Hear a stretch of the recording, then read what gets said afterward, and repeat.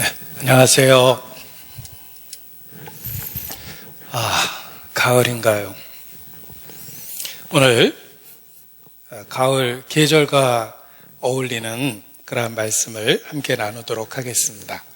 기도하시겠습니다.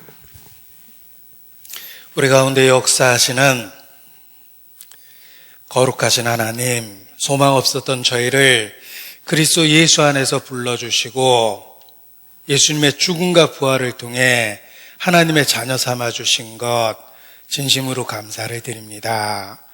또 오늘까지 주의 이름을 부를 수 있도록 붙잡아 주시고 연약한 우리 가운데서도 주의 권능으로 늘 함께해 주시는 것 알고 더욱 주님께 감사 찬양을 드립니다. 주님 만나는 그날 아무런 부끄럼 없이 기쁨 중에 주님 만날 수 있도록 우리의 삶을 다스려 주시고 조정해 주시고 변화시켜 주시기를 주님께 간구합니다. 평범한 갈릴리 호수의 어부들의 삶에 놀라운 변화를 주셨던 것처럼 이 마지막 때 우리의 삶에 변화를 주시고 어디에 있든지 하나님의 사람으로 살 수 있도록 붙잡아 주시기를 주님께 간구합니다. 계속되는 코로나 사태로부터 우리를 지켜주시고 또 말씀 전할 수 있는 기회를 가질 수 있도록 모든 것을 회복해 주시기를 주님께 간구합니다.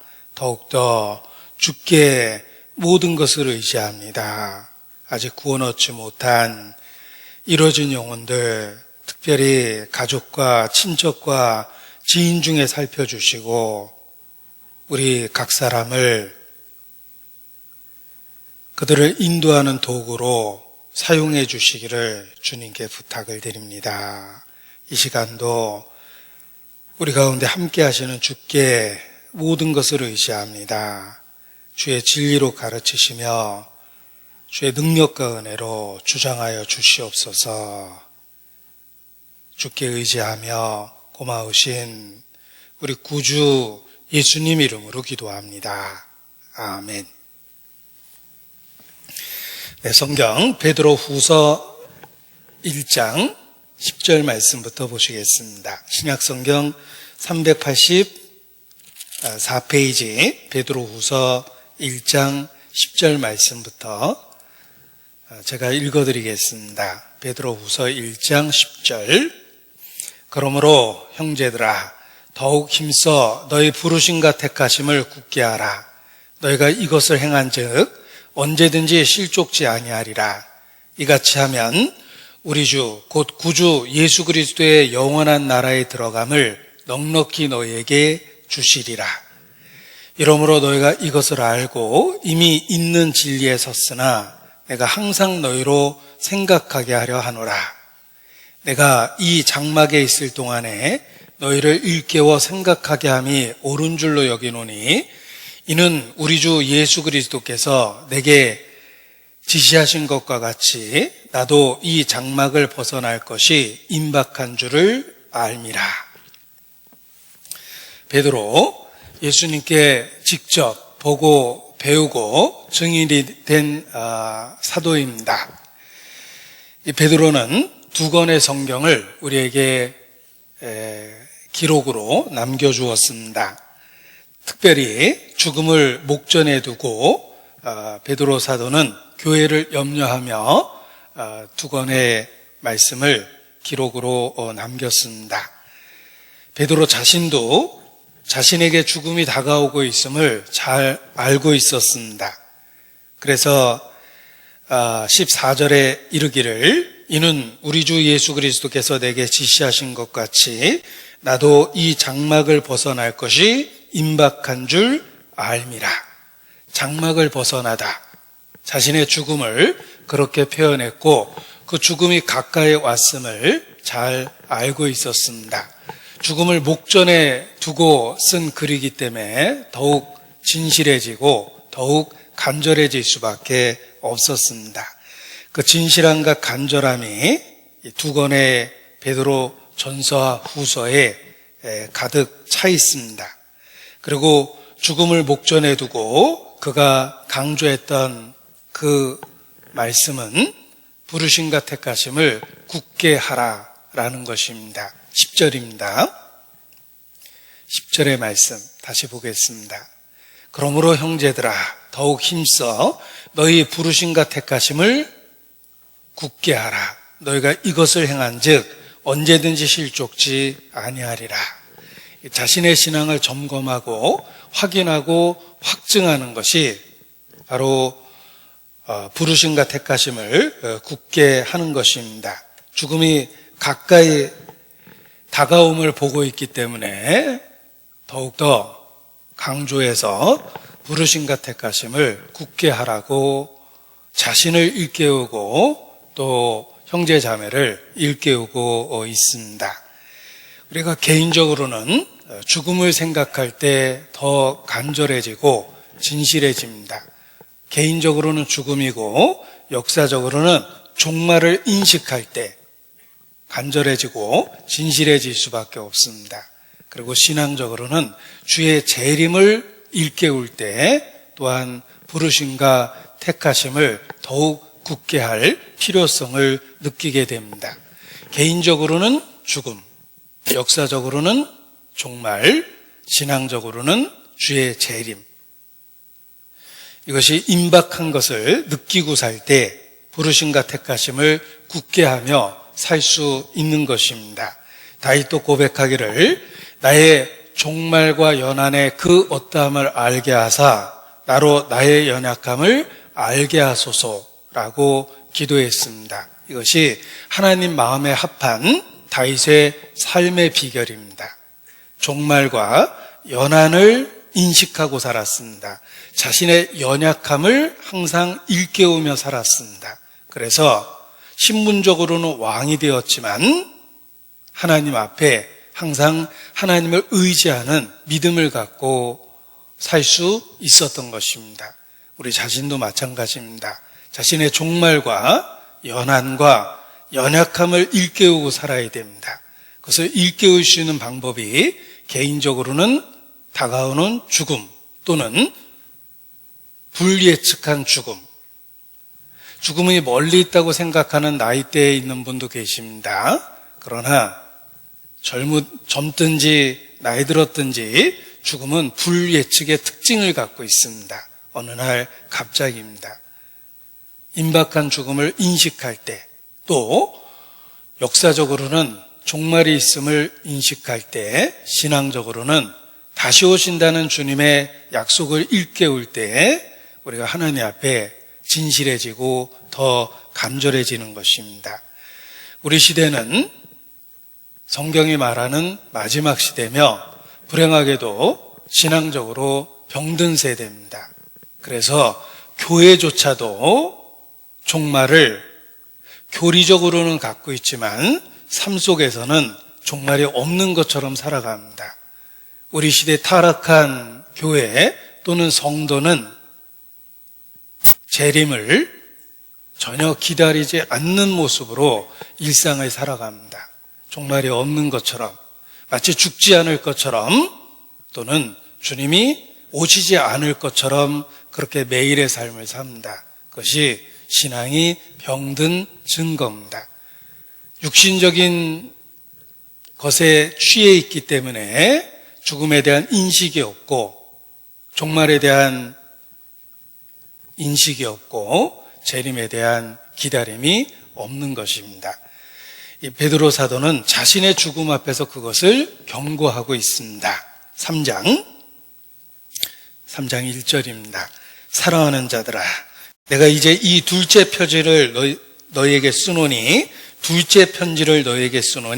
이 둘로 너희의 진실한 마음을 일깨워 생각하게 하여 곧 거룩한 선지자의 예언한 말씀과 주 대신 구주께서 너희의 사도들로 말미암아 명하신 것을 기억하게 하려 하노라.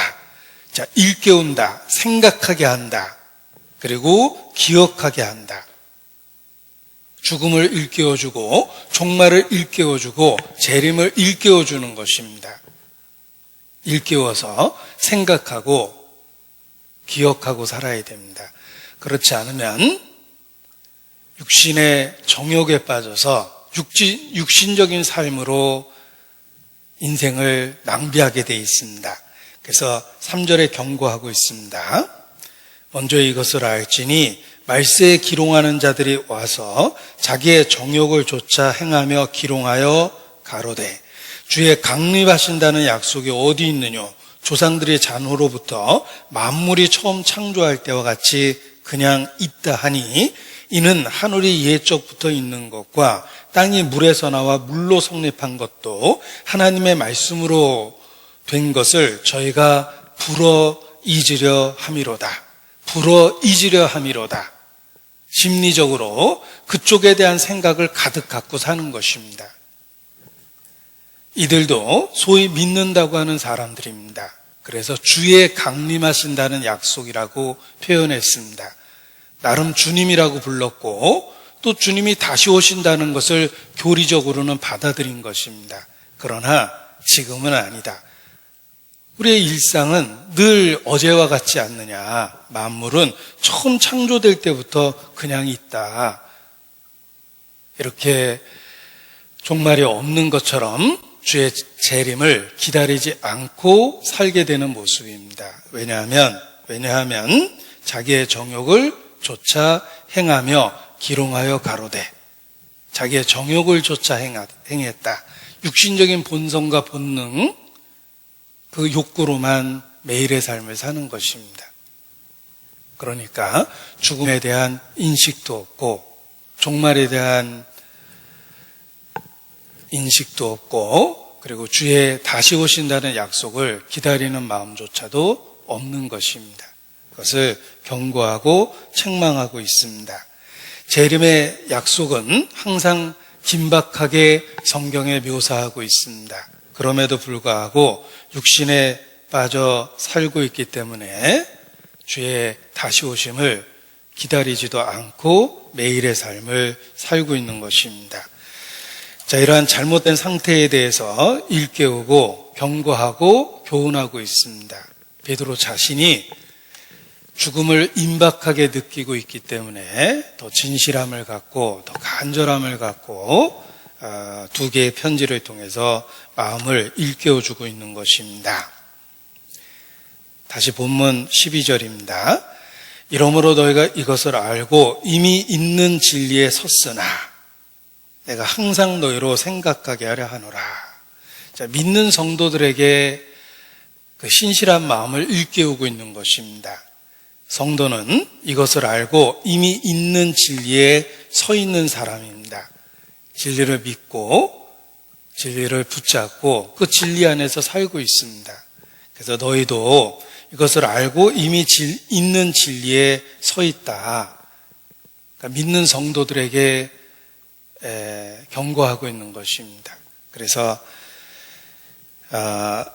그 1장 1절에도 편지의 대상이 기록되어 있는데 우리 하나님과 구주 예수 그리스도의 의를 힘입어 동일하게 보배로운 믿음을 우리와 같이 받은 자들, 성도들에게 경고하고 교훈하고 있는 것입니다. 그래서 임박한 불예측한 죽음을 인식하고 살아라. 종말을 기억하고 살아라. 주님 다시 오신다는 그 약속을 붙들고 살아야 된다라는 것을 일깨워주고 있는 것입니다. 배가 동서남북을 구별할 수 없는 망망대해에서 어떻게 목적지로 항해해 갈 수 있습니까? 사방을 둘러보면 그냥 바다입니다. 다 똑같아 보이죠. 동서남북을 구별하기 어려운데 배가 어떻게 목적지에 도달할 수 있습니까? 그것은 매일 수시로 목적지를 확인하고 자신이 있는 위치를 확인하고 항로를 조정하기 때문에 결국 망망대해에서도 목적지에 도착할 수 있는 것입니다. 그래서 수시로 목적지를 확인하고 자신의 위치를 확인하며 항로를 조정합니다. 운전도 그와 같습니다. 그냥 핸들을 잡고 있는 것처럼 보이지만 본능적으로 끊임없이 차로에 맞춰서 핸들을 미세하게 움직이고 있기 때문에 차로를 벗어나지 않고 계속해서 운행할 수 있는 것입니다. 그냥 붙들고 있는 게 아닙니다. 어린아이가 보기에는 아빠가 그냥 핸들을 붙잡고 있는 것처럼 보이죠. 그러나 사실 눈은 전방을 향하며 목적지는 내비게이션을 통해서 수시로 확인하고 도로를 벗어나지 않기 위해서 끊임없이 미세하게 손이 좌우로 움직이고 있습니다. 그래서 목적지에 도착할 수 있는 것입니다. 신앙생활도 그와 같습니다. 우리는 일상이 반복됩니다. 동서남북을 구별하기 어려울 정도로 그냥 평범한 일상이 반복됩니다. 그러나 항상 목적지를 일깨우고 우리의 삶을 미세하게 조정하고 사는 것이 필요합니다. 생각하고 살아야 됩니다. 일깨우고 살아야 됩니다. 기억하고 살아야 됩니다. 특별히 마지막 때를 살면서 부르심과 택하심을 더 굳게 하고 살아야 됩니다. 하나님께서 우리의 신앙을 수시로 일깨울 수 있도록 여러 가지 장치와 도구를 주셨습니다. 그래서 저녁이 되고 아침이 된다. 하루를 마감하고 하루를 시작하면서 자신의 잘못된 것을 조정할 수 있도록 기회를 주셨습니다. 분을 품때 분을 품으면 해가 지도록 그 분을 내면 해가 지도록 분을 품지 말라고 경고하셨습니다. 하루를 마감 지으면서 자신의 삶을 조정할 수 있는 기회를 주셨습니다. 왜 안식일은 7일마다 반복됩니까? 일주일에 한 번씩 자신의 삶을 재조정할 수 있도록 해주신 겁니다. 달을 보십시오. 달은 시계처럼 모양이 바뀌고 있습니다. 그래서 음력을 세는 사람들은 달의 모양을 보면 시기를 정확하게 압니다. 마치 시간을 가르쳐주는 시계바늘처럼 달의 모양이 한 달 동안에 변하는 게 신기하지 않습니까? 그래서 월삭, 달의 시작을 일깨워서 우리의 삶을 새롭게 할 수 있는 기회를 주셨습니다. 그리고 시즌마다, 절기마다 하나님이 7절기를 주셔서 우리의 삶을 조정할 수 있도록 해주셨습니다. 하나님의 여러 장치를 통해서 우리의 삶이 재조정될 수 있도록 이렇게 만들어주신 것입니다.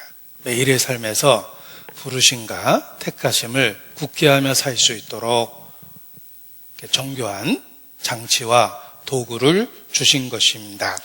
골로새서 2장 16절입니다. 골로새서 2장 16절.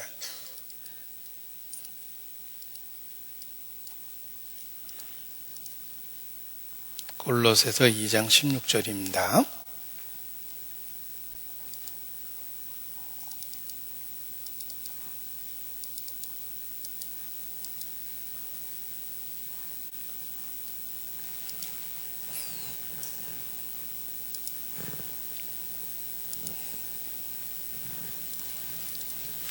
제가 전달력을 높여보려고 화면을 통해서 말씀을 보여드리려고 그러는데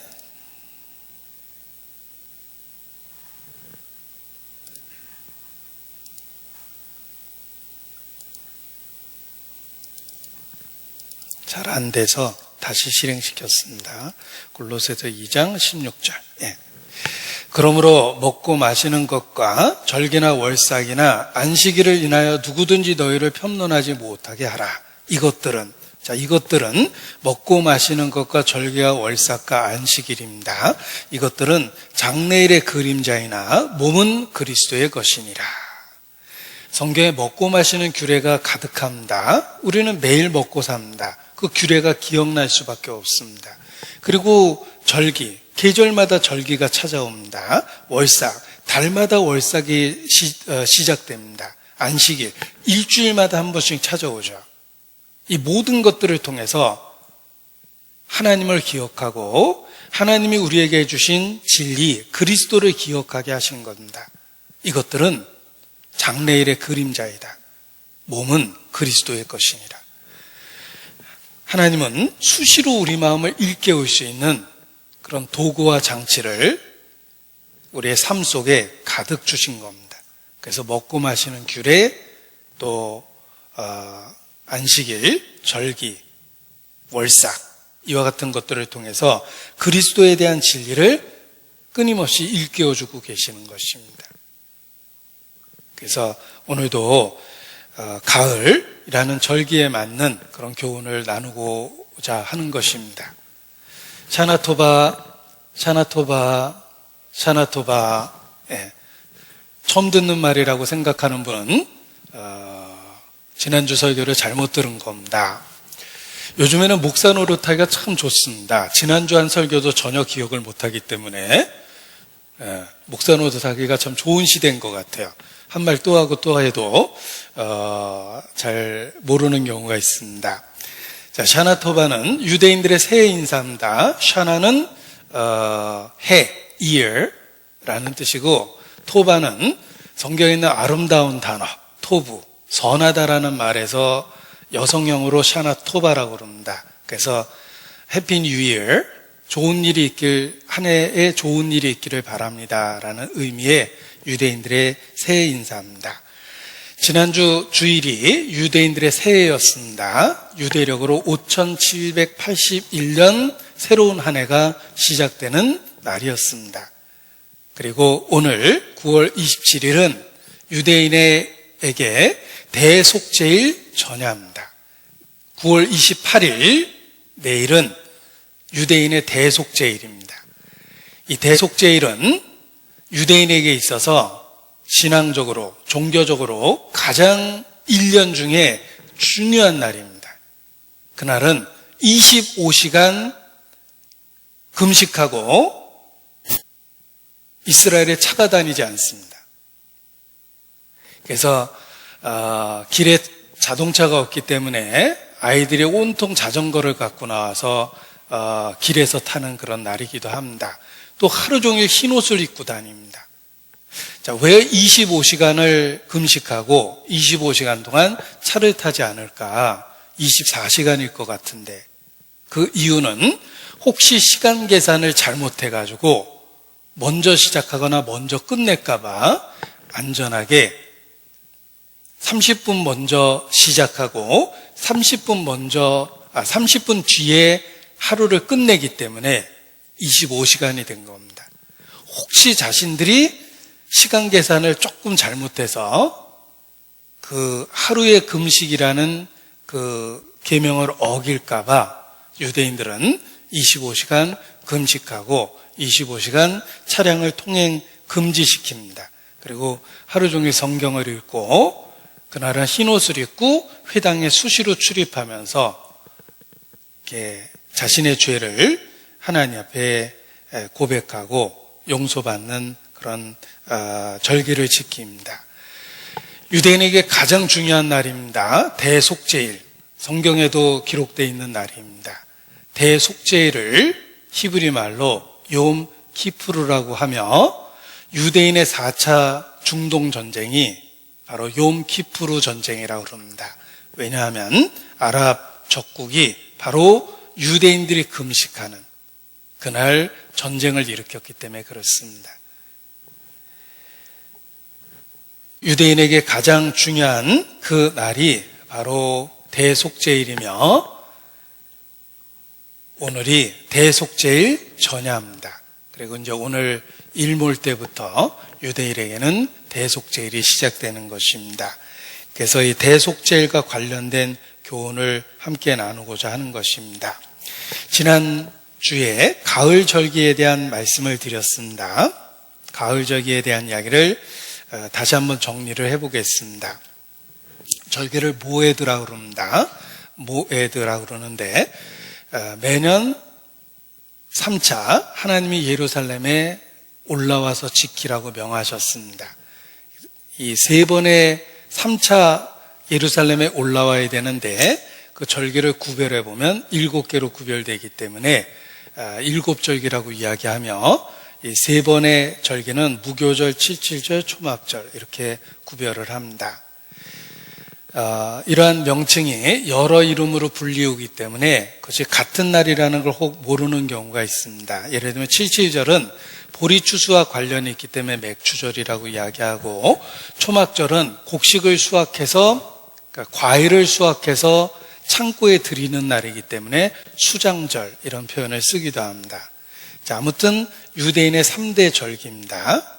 이것은 하나님이 인간을 어떻게 구원하시는지 시간표를 가르쳐 준 겁니다. 구원의 계획입니다.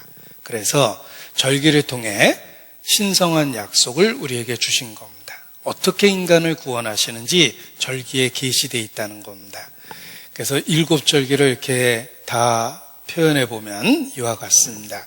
봄절기, 여름절기, 가을절기로 나누는데 예수님 초림과 관련해서는 바로 봄절기가 이미 성취된 겁니다. 예수님이 초림하신 그때 이 봄절기 세계가 성취되었습니다. 예수님이 6월절날 죽으셨고 경건한 생활이 시작되었으며 그리고 예수님이 첫 열매로 부활하셨습니다. 초국절입니다.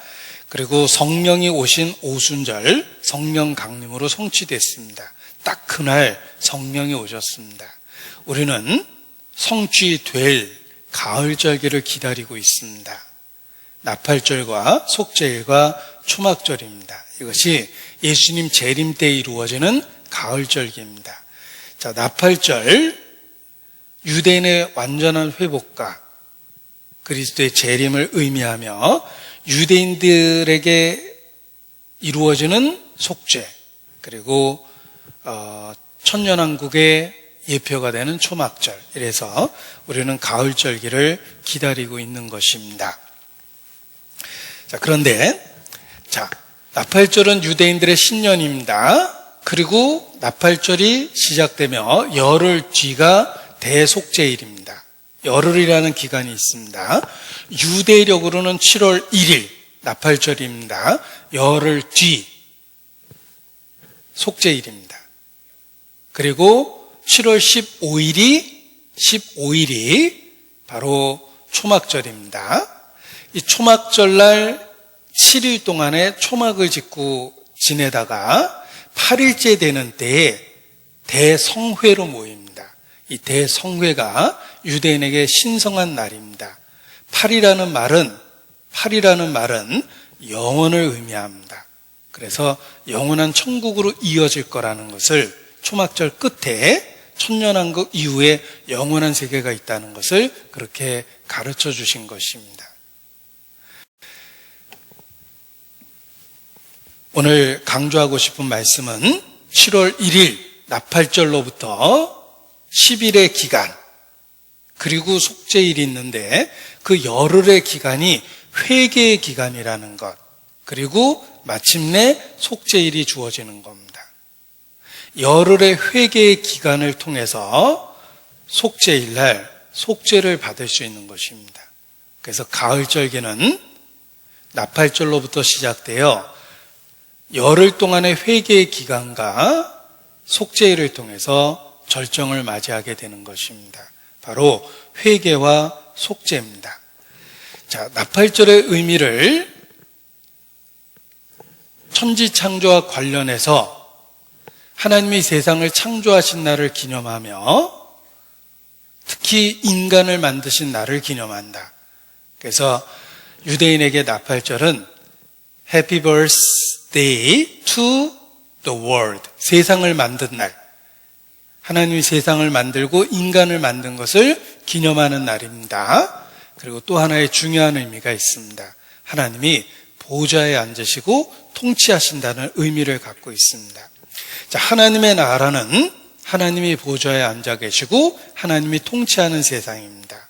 여호와께서 통치하시니, 성경 읽다 보면 여호와께서 통치하신다는 말이 많습니다.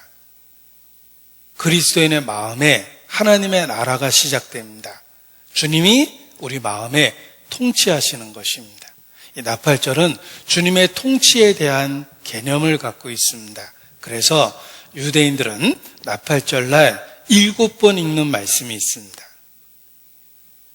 그날 시편 47편을 7편 읽습니다. 7번 읽습니다.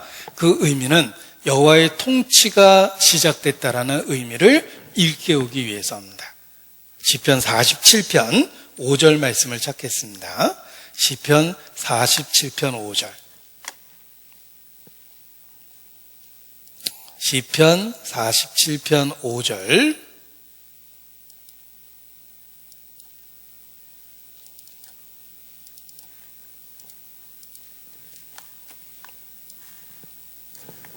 시편 47편 5절입니다. 하나님이 즐거이 부르는 중에 올라가시며 여호와께서 나팔 소리 중에 올라가시도다. 보좌에 앉으시고 통치를 시작한다는 의미입니다. 그래서 하나님의 통치가 시작되는 것입니다. 여호와께서 다스리신다. 제가 짧은 영어 표현 중에 이렇게 늘 붙잡고 지내는 말씀이 있습니다. The Lord reigns. 주께서 통치하신다. 이런 뜻입니다. 죽음을 건너가면 주님의 완전한 통치 아래 들어갈 겁니다. 지금도 성도의 마음속에 하나님이 다스리십니다. 나라에 임하십니다. 뜻이 하늘에서 이루어진 것 같이 땅에서도 우리 마음에 이루어지게 하십니다. 주님이 통치하십니다. 나팔절은 주님이 통치를 하신다라는 그 사실을 나팔 소리를 통해서 일깨우는 겁니다. 그래서 여호와께서 나팔 소리 중에 올라가시도다. 하나님이 보좌에 앉으시고 통치하시는 겁니다. 하나님의 주권에 대한 인식, 하나님의 다스림에 대한 인식을 하라라는 뜻이 이 나팔 소리에 들어 있습니다.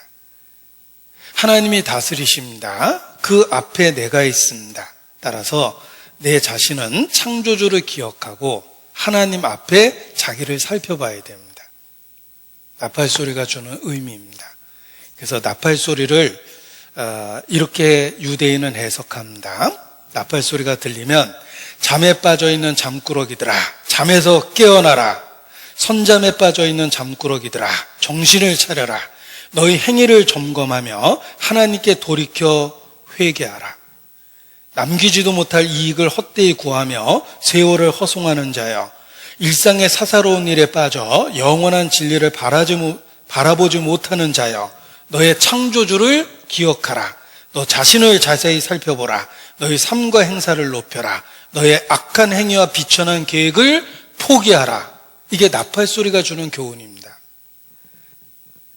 잠든 자여 깨어나라. 너의 창조주를 기억하라. 돌이켜 회개하라. 나팔 소리를 그런 의미로 듣는 겁니다. 왜냐하면 하나님께서 나팔 소리 중에 올라가셔서 통치하심이 시작되었기 때문에 그렇습니다. 그 보좌 앞에 자기 자신을 살펴보고 잠에서 깨어나 회개하라 라는 의미로 나팔 소리를 듣는 것입니다. 그래서 유대인들에게는 그 나팔 소리를 듣는 그때로부터 열흘이 하나님 앞에 자신을 괴롭게 하고 회개하는 기간이라는 것입니다. 이분 참 간절해 보이시죠? 여기 나팔 소리가 들리면 주께서 올라가십니다. 통치의 보좌에 앉으십니다. 그 앞에서 우리 자신이 돌이키고 회개해야 된다는 걸 일깨워 주는 것입니다. 자, 이 나팔 소리가 들릴 때 유대인이 하는 그 기도문이 있습니다. 우리에게도 교훈이 되기 때문에 소개해 드리겠습니다. 우리는 이 날을 위대하고 거룩한 날로 선포합니다. 당신의 나라는 높임을 받으시오며 당신의 보좌는 자비 중에 계시며 당신은 진리로 심판하십니다. 당신은 진실로 심판자이시니이다. 당신은 모든 것을 아시며 꾸짖습니다. 당신은 증거를 갖고 계시며 기록하며 임봉하십니다. 당신은 잃어버릴 듯한 것까지도 기억하십니다. 목자의 막대기 밑을 양이 통과하듯 세상에 들어온 사람은 어느 누구라도 당신 앞을 통과해야 하나이다. 자, 목자는 막대기를 걸쳐놓고 양을 구별을 합니다. 한 마리, 두 마리, 네 양이 아니면 쳐버리죠. 다시 그 막대기를 통과시키면서 자기 양을 구별합니다. 목자의 막대기 양 밑을 양이 통과하듯 세상에 들어온 사람은 어느 누구라도 당신 앞을 통과해야 하나이다. 당신은 모든 영혼을 세시며 방문하시나이다. 그들의 한계를 정하시며 그들에 대한 심판을 기록하시나이다. 얼마나 많은 사람이 세상을 떠나야 하며 얼마나 많은 사람이 태어나야 하며 누가 살아야 하며 누가 죽어야 되는지, 누가 주어진 날짜를 다 채우고 가는지, 누가 그 날들을 못 채우는지, 누가 물에 빠져 죽으며 누가 불에 타 죽을지, 누가 칼에 죽으며 누가 굶주려 죽을지, 누가 지진으로 죽으며 누가 전염병에 죽을지, 누가 평안한 인생을 살며 누가 어려운 인생을 살지, 누가 편안하며 누가 괴로움을 당할지, 누가 번성하며 누가 고통당할지, 누가 가난하며 누가 부자가 될지, 누가 버림받으며 누가 영광을 받을지 당신이 정하시나이다. 이것이 하나님이 보좌에 앉았다는 뜻입니다. 하나님이 주권을 갖고 다스린다는 뜻이에요. 모든 것을 하나님이 정하십니다라는 것을 이 나팔절날 일깨워서 그 하나님 앞에 회개하는 겁니다. 보좌에 앉으신 하나님 앞에 자기를 돌아보고 회개하는 겁니다. 그래서 이러한 기도문을 이렇게 드리게 되면 사회자가 마지막 선포하는 이야기입니다. 인간이 얼마나 약합니까? 티끌로부터 와서 티끌로 돌아갑니다. 먹기 위해 땀 흘려야 하며 마른 풀잎처럼 죽나니 사라지는 그림자요 지나가는 꿈입니다. 그러나 오 하나님, 당신만은 영원하시나이다. 당신만이 영원한 왕이시니이다. 이러면서 열흘 동안의 회개의 시간을 갖습니다. 자, 나팔 소리가 들리면 하나님이 올라가시고 하나님의 통치가 시작됐다는 걸 일깨워 줍니다. 그 앞에서 우리는 그것을 인정하는 겁니다. 당신은 영원한 왕이시니이다. 당신이 그 모든 것을 정하십니다. 그것을 고백하고 그 하나님 앞에 자기를 돌아보는 것, 이것이 열흘 동안의 기간이며 회개의 기간이고 그리고 속죄일을 맞이하는 것입니다. 그래서 유대인에게 아주 중요합니다. 그 열흘의 시간 동안 자신을 돌아보고 하나님 앞에 끊임없이 자신을 정리합니다. 그래서 하나님 앞에 자기 자신을 돌이킨다라는 말이 구체적으로는 사람 간에 있었던 다툼 또는 잘못했던 것들을 열흘 동안에 해결합니다. 그래서 이스라엘에 사는 분의 그 이야기 속에도 들어본 적이 있습니다. 이스라엘에 이렇게 자기가 사는 동안에 그 유대인들이 막 찾아와서 자기에게 잘못했던 걸 구체적으로 이렇게 미안하다고 막 용서해달라고 이러면서 갔답니다. 그래서 왜 요즘에 저렇게 자주 찾아오나라고 했더니 그때가 바로 그 열흘의 기간이었다. 그들은 사소한 것조차도 기억하고 혹 사람에게 원망 들을 만한 일이 있으면 그 열흘의 기간 동안에 다 해결해 보려고 노력을 한답니다. 왜냐하면 드디어 7월 10일 대속죄일 날 하나님의 용서를 받아야 하기 때문에 그렇습니다. 하나님의 용서를 받기 위해서 먼저 사람에게 용서를 구할 것이 있다면 마땅히 먼저 해결해야 된다는 생각 때문에 그렇습니다. 자, 예수님도 그렇게 가르치셨습니다. 하나님께 예물을 드리려고 왔다가 예물을 드리는 장소에서 혹 사람에게 원망 들을 만한 일이 생각이 나거든 예물을 두고 가서 사람에게 화해하고 와서 다시 예물을 드리라고 말씀하셨습니다. 이것이 하나님 앞에 올바른 태도입니다. 그래서 하나님하고의 관계 속에서 용서를 받는다는 것은 먼저 우리에게 있어서는 사람과의 관계에 있어서 용서를 받는 것이 필요합니다. 주기도문도 그렇게 가르치셨습니다. 우리가 우리에게 죄 지은 자를 사하여 준 것과 같이 우리의 죄를 사하여 주옵시오. 우리는 용서를 받아야 될 처지이기 때문에 혹 내가 잘못한 게 있다면 다른 사람에게 먼저 용서를 받아야 되고 누군가가 내게 잘못한 것이 있다면 기꺼이 먼저 용서를 해줘야 된다는 것입니다. 그 열흘의 기간이 그런 의미를 갖고 있다는 것입니다.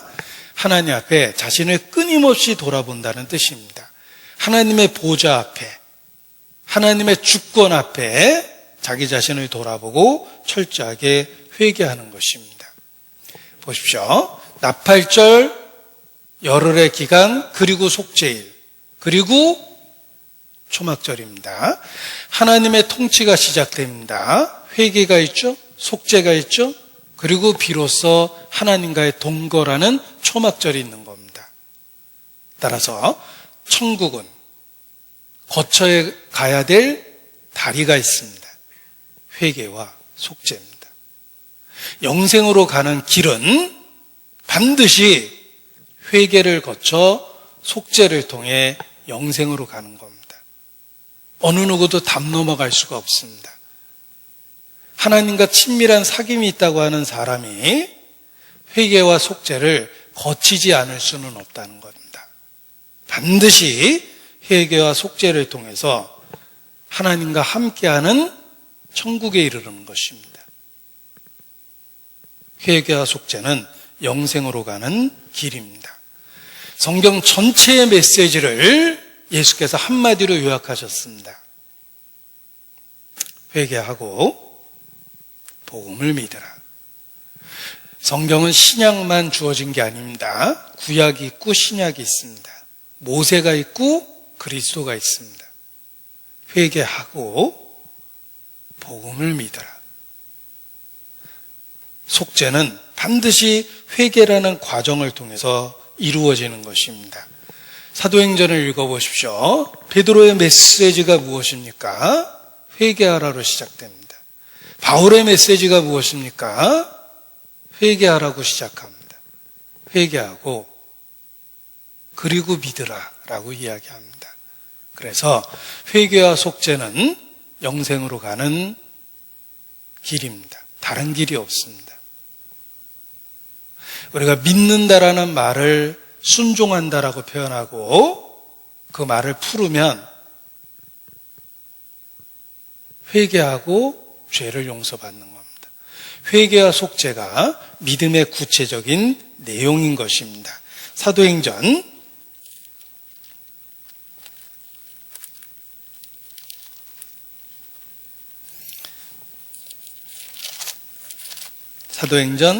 '베드로의 메시지 속에서 찾아보겠습니다. 사도행전 2장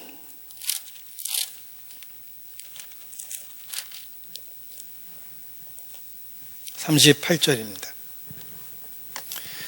사도행전 2장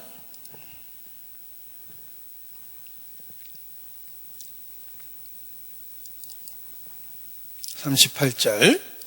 형제들아, 우리가 어떻게 할꼬? 라는 그 질문에 대한 답입니다. 베드로가 가로되, 형제들아, 우리가 어찌할꼬? 라는 외침에 대한 답입니다. 베드로가 가로되, 너희가 회개하여 각각 예수 그리스도의 이름으로 세례를 받고 죄사함을 얻으라. 그리하면 성령을 선물로 받으리니. 회개와 속죄, 이것이 영생으로 가는 길입니다. 형제들아, 우리가 어떻게 할꼬? 회개하고 죄사함을 얻으라. 회개와 속죄죠. 그래서 유대인의 절기로 분명하게 가르쳐 준 겁니다. 나팔절이 있고 열흘의 회개 기간이 있으며 그리고 속죄일이 있고 그리고 초막절이 있습니다. 회개하고 죄 용서받고 하나님과의 동거가 시작되는 겁니다. 그래서 절기를 통해서 분명하게 가르쳐 주신 것입니다.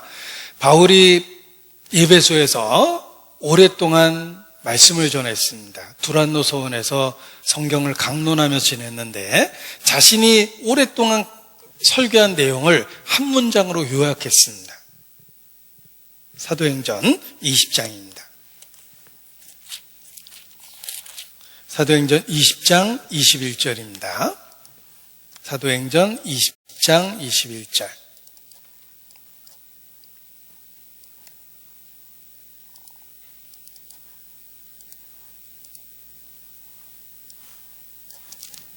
(20장 21절)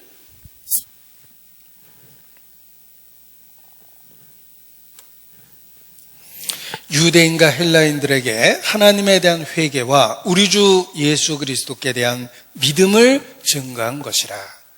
바울이 2년 이상 두란노 서원에서 강론했습니다. 그리고 자신이 오랫동안 전했던 메시지를 한 문장으로 요약했죠. 하나님에 대한 회개와 우리 주 예수 그리스도에 대한 믿음을 전한 것입니다. 회개와 속죄입니다.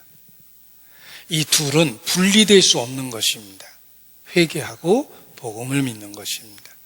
그래서 대속죄일은 나팔절 이후 열흘의 기간 이후에 있습니다. 회개할 충분한 기간을 주는 거예요. 그리고 그 열흘의 회개의 기간을 어떻게 보내야 되냐면 레위기 23장입니다. 성경의 반복적인 표현인데 찾아보도록 하겠습니다. 레위기 23장 27절입니다.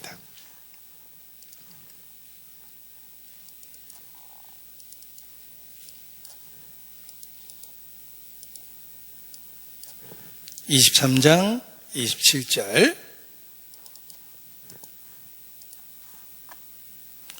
7월 10일은 속죄일이니 너희에게 성회라. 너희는 스스로 괴롭게 하며 여호와께 화제를 드리고 29절에 강조되어 있습니다. 이날에 스스로 괴롭게 하지 아니하는 자는 그 백성 중에서 끊쳐질 것이라. 32절 이는 너희의 쉴 안식일이라. 너희는 스스로 괴롭게 하고 이달 9일 저녁 곧 그 저녁부터 이튿날 저녁까지 이게 대속죄일입니다. 7월 10일이죠. 안식을 지킬지니라.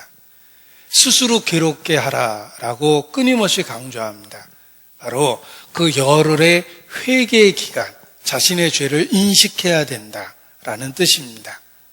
사실 우리는 충분히 괴로워할 이유가 있습니다. 그것이 바로 죄입니다.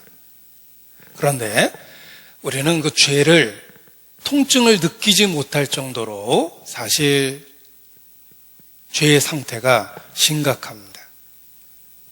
죄가 많으면 많을수록 담대하고 죄를 짓기에 담대하고 죄에 대한 통증이 없습니다.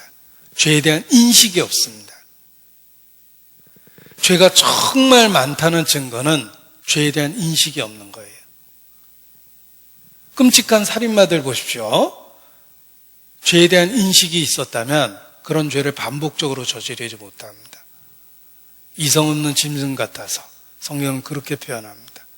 악을 행하기에 담대하다. 참으로 회개하는 사람의 특징은 스스로 괴롭게 하는 특징이 있습니다. 죄에 대한 통증을 갖고 있습니다. 고통을 갖고 있습니다.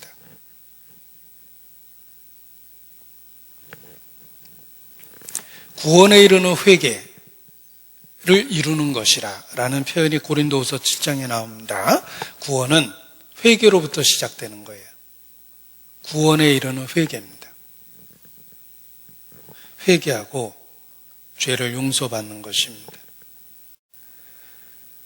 여호와의 인자하심이 너를 인도하여 회개케 하심을 내가 알지 못하느냐.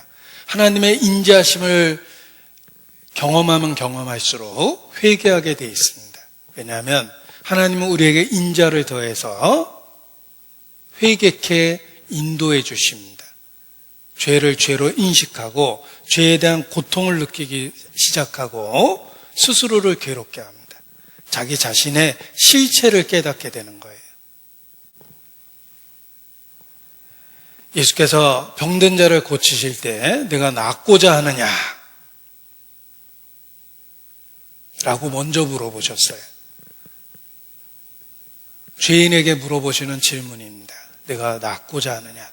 정말 그 상태에서 벗어나고자 하느냐? 주여 그러하외다. 라는 외침이 필요합니다. 그것이 바로 회개입니다. 낫고자 하는 마음이 있어야 됩니다. 죄에서 벗어나고자 하는 마음이 있어야 됩니다. 단지 지옥에 가지 않겠다라는 생각에서 믿는 것이 아닙니다. 형벌은 두렵지만 단지 죄의 형벌이 두려운 게 아니라 죄 자체에 대한 통증과 고통과 슬픔이 있어야 돼요. 우리가 거룩한 하나님의 보좌 앞에 나가는데 그 거룩한 하나님의 보좌 앞에서조차도 우리는 반역의 의지가 있고 죄성이 있고 하나님이 요구하시는 온전한 기준에 이르지 못합니다. 그 죄가 슬프지 않습니까? 하나님 말씀에 어깃장 놓는 자기 자신이 고통스럽지 않습니까? 내가 하나님께 집중하려는 그 순간에 엉뚱한 생각이 나를 사로잡는 것이 고통스럽지 않습니까? 그 실체가 바로 죄입니다. 그 죄로부터 벗어나고자 하는 마음이 있어야 돼요. 그래야 비로소 속죄받을 자격이 생기는 거예요. 자기를 스스로 괴롭게 하며 열흘의 기간을 지나야 대속죄일에 죄를 용서받게 되는 겁니다. 자기를 스스로 괴롭게 하지 아니하는 자는 끊쳐짐을 당할 것이다. 죄를 죄로 인정하지 않는 사람은 구원받을 수가 없습니다. 예수께서도 그냥 사람을 부르신 게 아니라 죄인을 부르러 오셨어요. 따라서 그 열흘의 기간이 의미하는 회개, 죄에 대한 인식과 깨달음과 자백이 하나님 앞에 필요한 겁니다. 자기를 대견스럽게 여기고 자기 의에 도취되어 있고 보잘것없는 자기 공로를 붙들고 사는 사람은 아무리 예수님의 이름을 불러도 그렇게 고맙지 않습니다.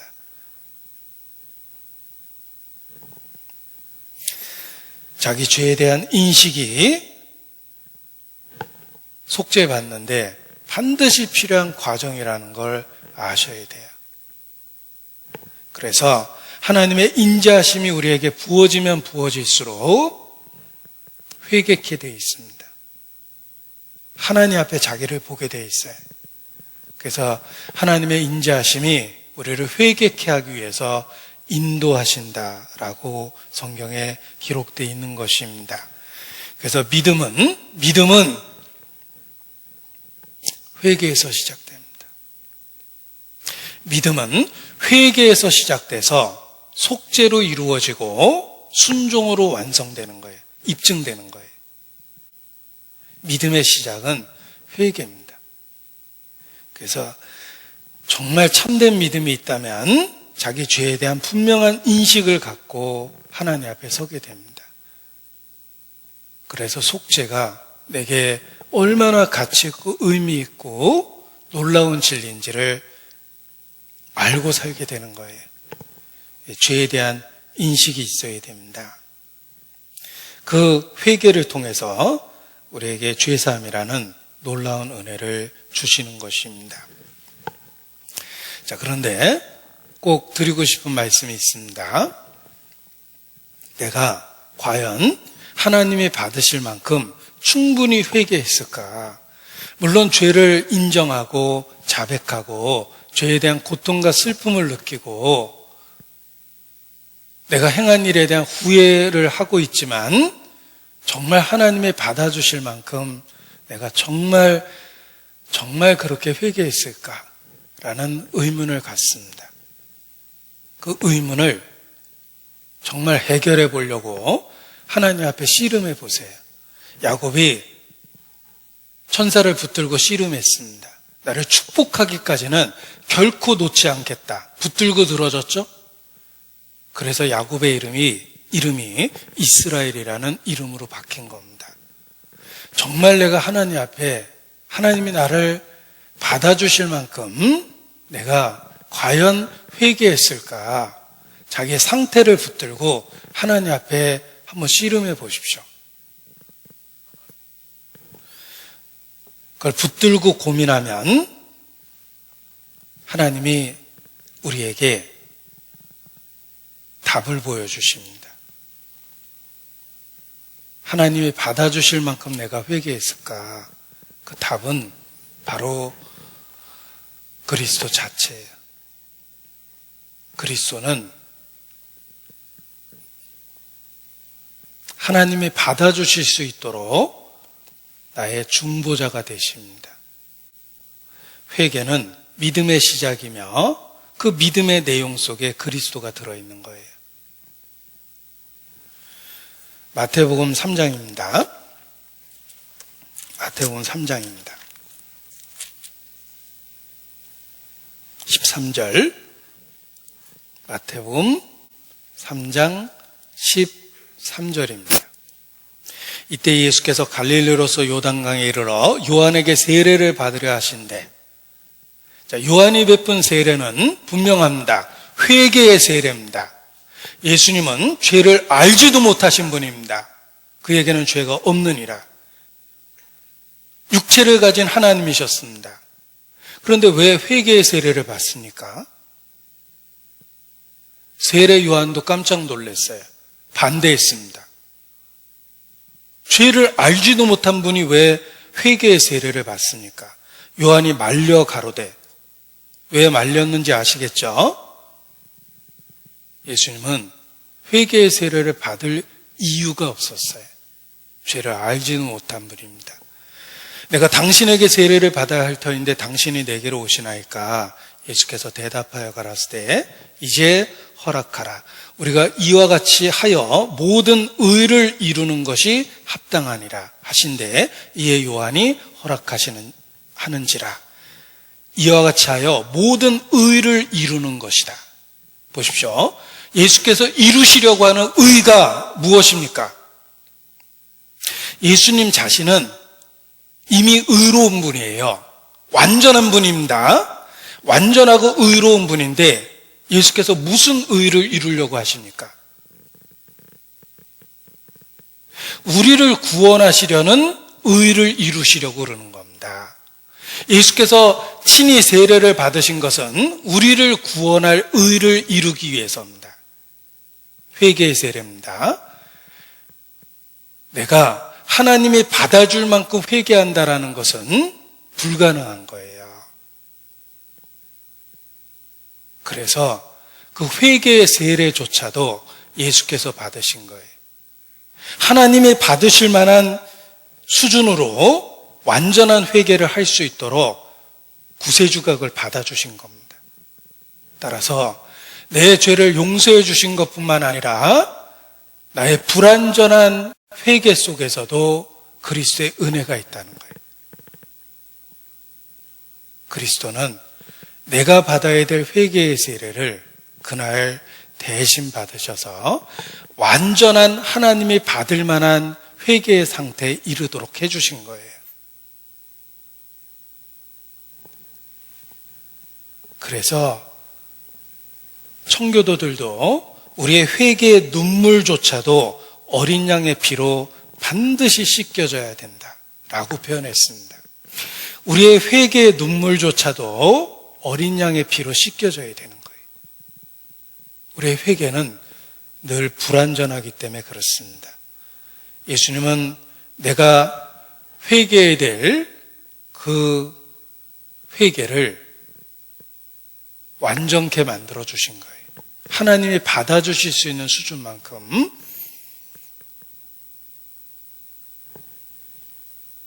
그렇게 이루어 주신 겁니다. 그래서 예수 믿고 하나님 앞에 서게 돼 있습니다. 찬송의 가사입니다.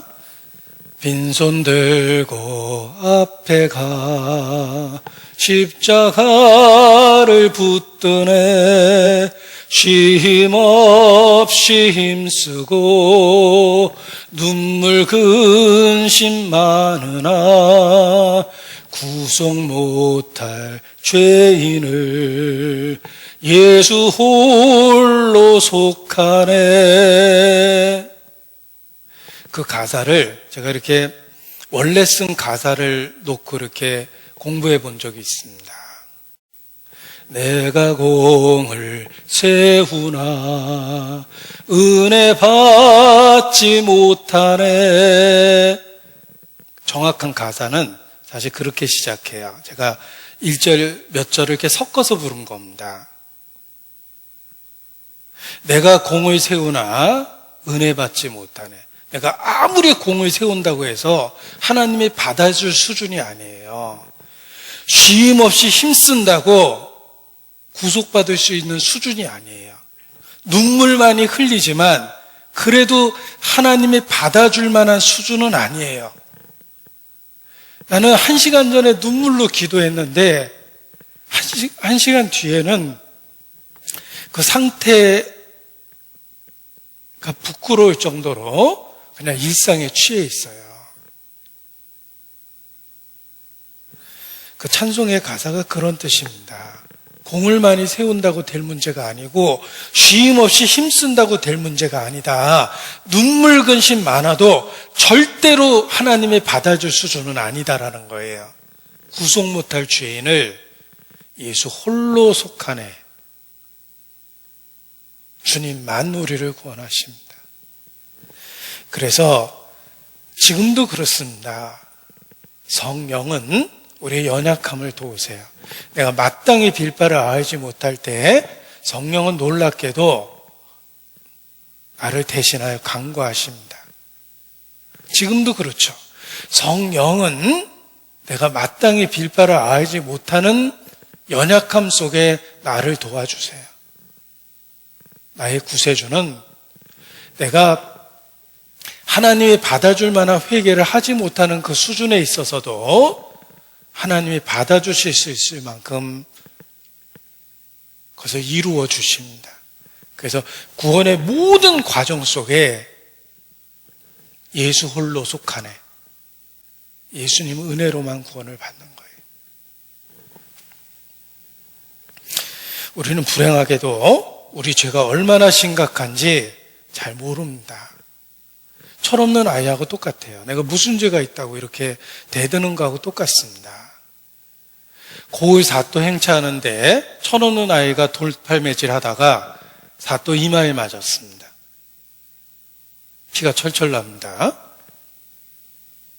돌 던진 아이를 잡아왔어요. 아무리 철없는 아이지만 그냥 내버려 두면 어떻게 됩니까? 모든 동네 아이들이 사또한테 돌 던질 겁니다.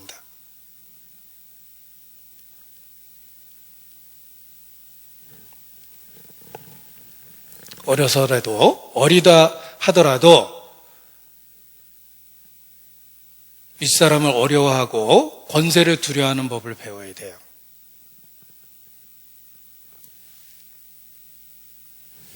그 아이는 자기가 뭘 잘못했는지도 모릅니다. 그냥 씩씩거리고 있어요.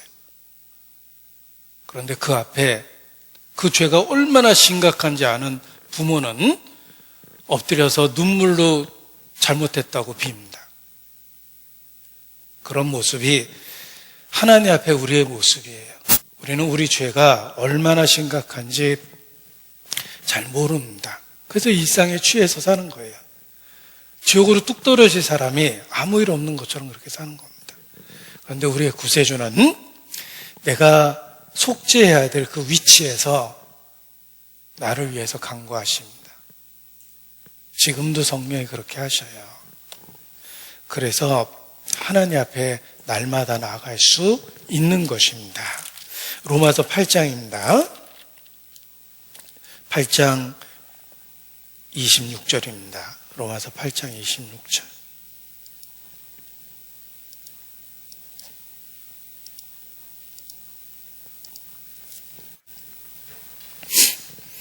이와 같이 성령도 우리 연약함을 도우시나니 우리가 마땅히 빌바를 알지 못하나 오직 성령이 말할 수 없는 탄식으로 우리를 위하여 친히 간구하시느니라.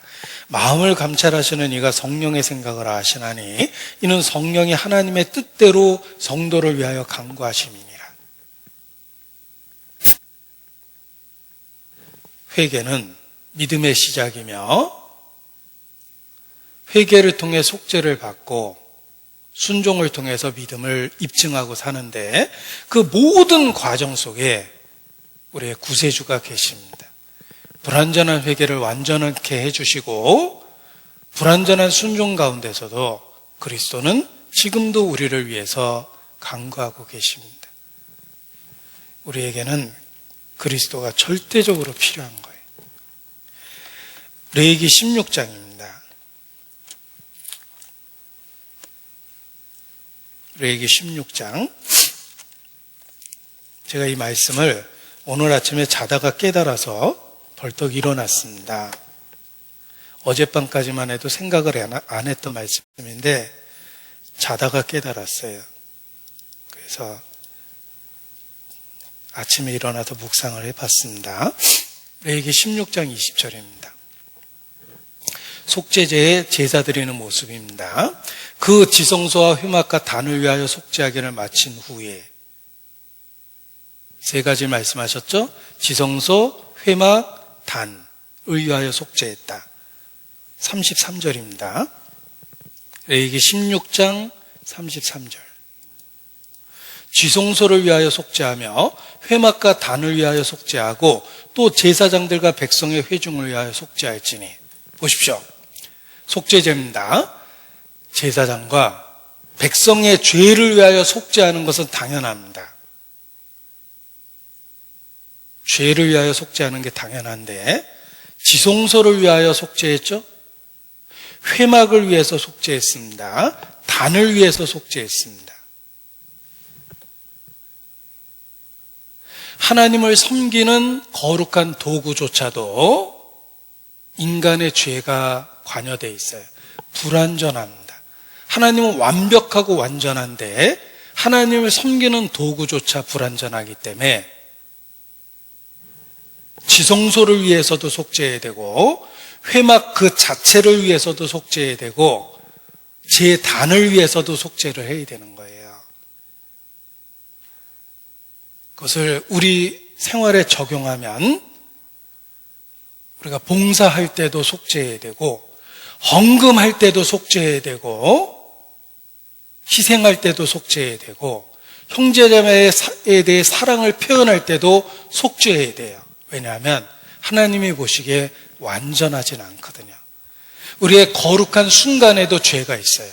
우리는 기도하는 그 순간에도 죄를 갖고 있고 봉사하는 그 순간에도 죄를 갖고 있고 희생하는 순간에도 타협된 죄를 갖고 있고 교회에 나와 있는 그 순간에도 마음과 생각이 죄로 오염되어 있습니다.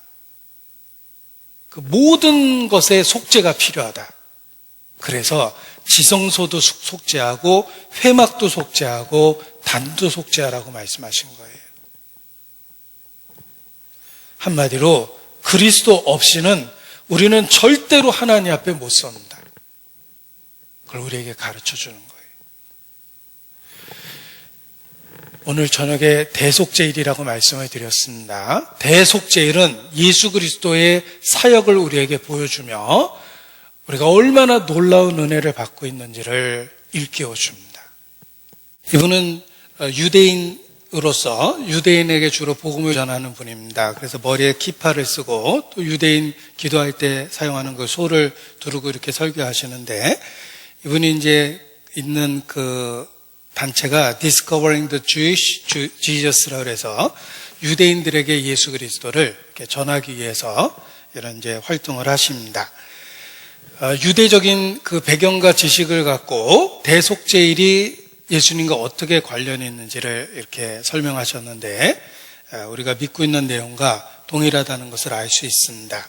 자, 그런데 불행하게도 유대인들은 이 속죄일의 개념이 예수님과 관련이 있다는 걸 알지 못합니다. 그래서 지금은 어떻게 대속죄일을 지내냐면 숫 송아지나 숫 염소로 제사를 드릴 수 있는 장소가 없기 때문에 유대인들이 닭을 갖고 약식으로 이렇게 속죄의식을 지냅니다. 그래서 유대 랍비가 그렇게 가르친 거예요. 이 닭을 갖고라도 해라.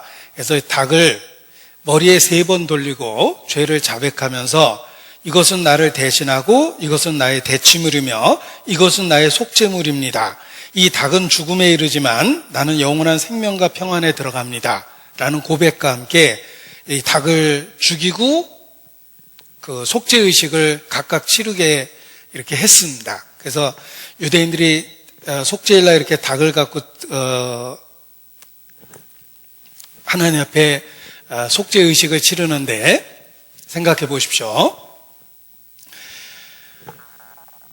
유대인이 대속죄일의 의미를 못 깨달으니까 엉뚱하게도 닭을 잡으면서 그 날을 이렇게 지내고 있습니다. 그런데 우리는 성경 말씀과 성령의 가르침으로 속죄일이 예수 그리스도를 통해서 이루어지는 사역이라는 걸 알고 있습니다. 우리로 하여금 이 속죄일이라는 절기를 통해서 우리가 믿고 있는 진리가 하나님께로부터 왔고 얼마나 확실한 진리인지를 가르쳐 주는 것입니다. 그래서 아직 예수님을 믿지 않는 유대인들을 보면, 특별히 이 속죄일의 행사를 치르는 모습을 보면 우리에게 그 진리를 먼저 허락하신 하나님께 더욱더 감사를 하게 됩니다. 우리는 속죄일의 실체가 예수 그리스도와 그의 사역이라는 것을 잘 알고 있기 때문에 그렇습니다. 자, 누군가에게는 실제 40평짜리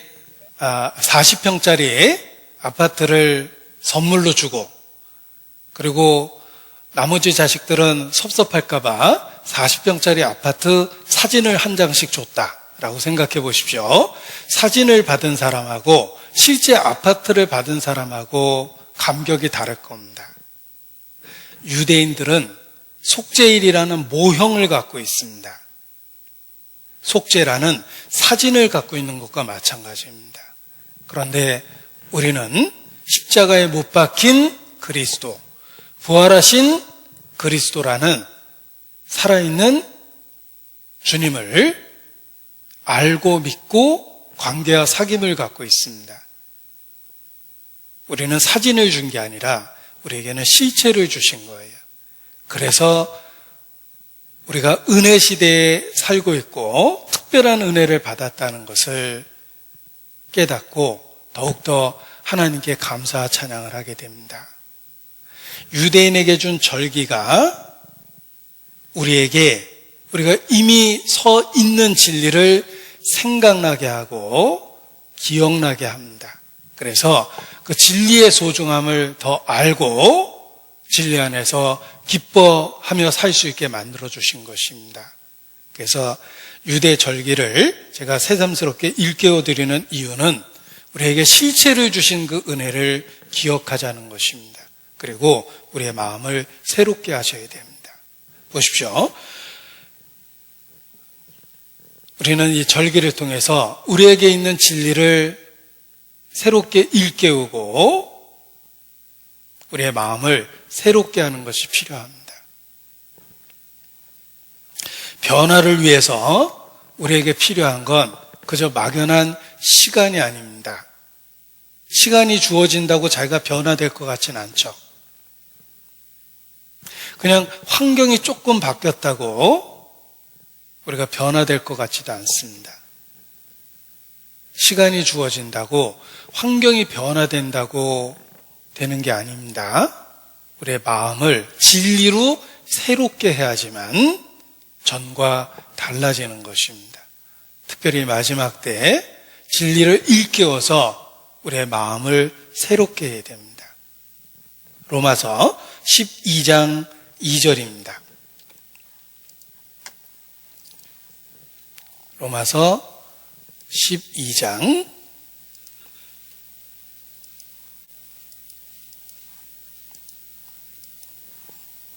2절입니다. 너희는 이 세대를 본받지 말고 오직 마음을 새롭게 함으로 변화를 받아 하나님의 선하시고 기뻐하시고 온전하신 뜻이 무엇인지 분별하도록 하라.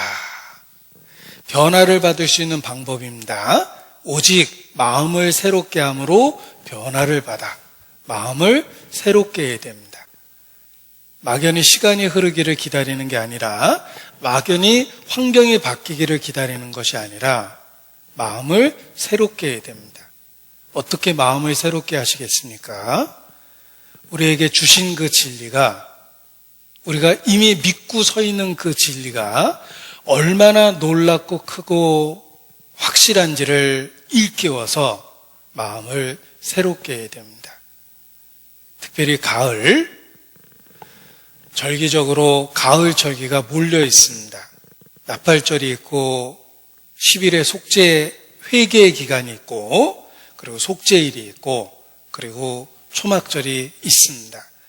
특별히 가을 절기가 있는 이때에 우리에게 주신 그 놀라운 진리를 일깨우고 마음을 새롭게 해서 매일의 삶을 살아야 되겠습니다. 기도하시겠습니다. 아버지 하나님, 소망 없는 저희를 그리스도 안에서 구원해 주시고 주님 안에서 살 수 있도록 붙잡아 주시는 것 주님께 감사 찬양을 드립니다. 얼마나 놀랍고 큰 은혜를 주셨는지를 말씀을 통해서 더욱 깨닫게 됩니다. 은혜에 합당한 매일의 삶을 살 수 있도록 주님 붙잡아 주시고 헛된 데 마음 빼앗기지 않도록 지켜주시기를 주님께 기도합니다. 모든 것이 회복돼서 전보다 더 힘있게 복음을 전할 수 있도록 주님 새롭게 만들어 주시기를 주님께 간구합니다. 환경적인 암울한 상황에 대해서 더욱더 주님만 바라보고 주께 의지합니다. 코로나 사태로부터 우리 모두를 지켜주시고 말씀을 지켜주시기를 주님께 기도합니다. 이번 명절도 주님 안에서 보내고 주님의 말씀을 나눌 수 있는 기회가 될 수 있도록 주관하여 주시옵소서. 고마우신 우리 구주 예수님 이름으로 기도합니다. 아멘.